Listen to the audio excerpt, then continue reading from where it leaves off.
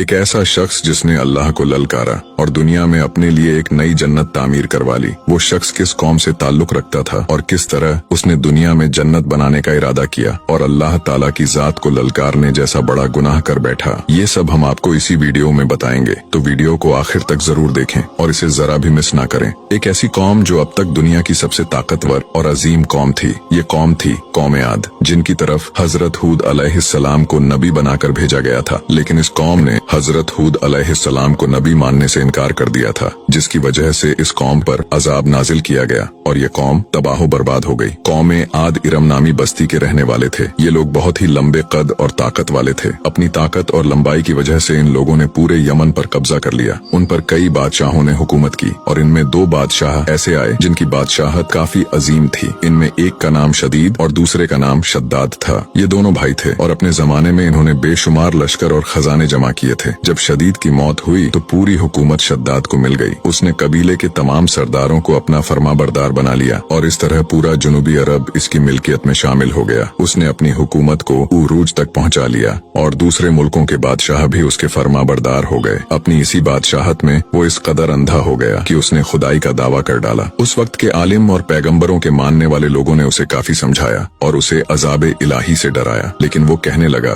कि मेरे पास दौलत और हुकूमत सब कुछ है, अब खुदा की इबादत की जरूरत नहीं और अब मैं किसी की इताअत नहीं करूंगा। शद्दाद ने हूद अलैहिस्सलाम से ये सुन रखा था कि जन्नत कैसी होगी और उसकी नेमतें और खूबसूरती कैसी होगी। चुनाचे उसने दुनिया में जन्नत बनाने का इरादा किया। वो कहता था कि मुझे उस जन्नत की जरूरत नहीं है जो खुदा ने बनाई है, ऐसी जन्नत तो मैं खुद दुनिया में ही बनाऊंगा। लिहाजा उसने 100 कारीगरों को जमा किया और उनमें से हर एक को 1000 आदमियों पर मुकर्रर किया और पूरी दुनिया के माहिर लोगों को वहां आने की दावत दी। उसने अपने भांजे को पैगाम भेजा जो कि ईरान का बादशाह था कि जितना सोना चांदी तुम्हारे पास है वो फौरन मेरे पास भेज दो। उसके भांजे ने ऐसा ही किया और तमाम सरदारों को ये हुक्म दिया कि सोने चांदी की कानों से ईंटें बनाकर भेजे और कोहे अदन के मुतस्सन एक मुरब्बा शहर जो 10 गज चौड़ा और 10 गज लंबा हो बनाने का हुक्म दिया। इसकी बुनियाद इतनी गहरी खुदवाई गई कि वो अंदर पानी के करीब पहुंच गई। फिर उन बुनियादों को संगे सुलेमानी से भरवा दिया। जब बुनियादें भरकर जमीन के बराबर हो गई तो उस पर सोने चांदी की दीवारें चुनी गईं, जिसकी लंबाई उस जमाने के हिसाब से 100 गज रखी गई। जब सूरज निकलता तो उसकी चमक से दीवारों पर निगाह नहीं ठहरती थी और ऐसी ही शहर की 4 दीवारी बनाई गई। इसके बाद इस 4 दीवारी के अंदर 1000 महल तैयार किए गए। हर महल 1000 सतूनों वाला था और हर सतून जवाहरात से जड़ा हुआ था। फिर शहर में एक नहर बनवाई गई और हर महल में उस नहर से छोटी छोटी नहरें ले जाई गईं। हर महल में हौज और फव्वारे बनाए गए। उन नहरों के किनारों पर ऐसे पेड़ लगाए गए जिनकी जड़ें और शाखें सोने की और पत्ते जो जमर्रत के थे उनके फल मोती याकूत और दूसरे जवाहरात के बनवाकर उन पर टांग दिए गए। शहर की दुकानों और दीवारों को खुशबू से सिरतल किया गया। याकूत और जवाहरात के खूबसूरत परिंदे चांदी की ईंटों पर बनवाए गए जिन पर पहरेदार बारी बारी पहरे के लिए बैठते थे। जब इसकी तामीर मुकम्मल हो गई तो हुक्म दिया गया कि पूरे शहर में रेशम के कालीन बिछाए जाए। फिर नहरों में से किसी में मीठा पानी, किसी में शराब, किसी में दूध तो किसी में शहद और शरबत जारी कर दिया गया। रिवायतों में आता है कि इस जन्नत को बनाने में 300 साल लगे और शद्दाद की उम्र 900 साल के करीब थी। उसकी जन्नत तैयार होने के बाद वो अपने लश्कर के साथ, अपने गुरूर और तकब्बुर के साथ उस शहर की तरफ रवाना हुआ। जब वो इसके करीब पहुंचा तो वहाँ के तमाम लोगों ने उसका इस्तकबाल किया। फिर जैसे ही उसने अपनी जन्नत देखने के लिए उसका दरवाजा खोला तो अपने सामने एक अजनबी शख्स को खड़ा पाया। शद्दाद ने पूछा, तू कौन है और यहाँ कैसे आया? तो उस शख्स ने कहा, मैं मलकुल मौत हूँ। शद्दाद ने पूछा,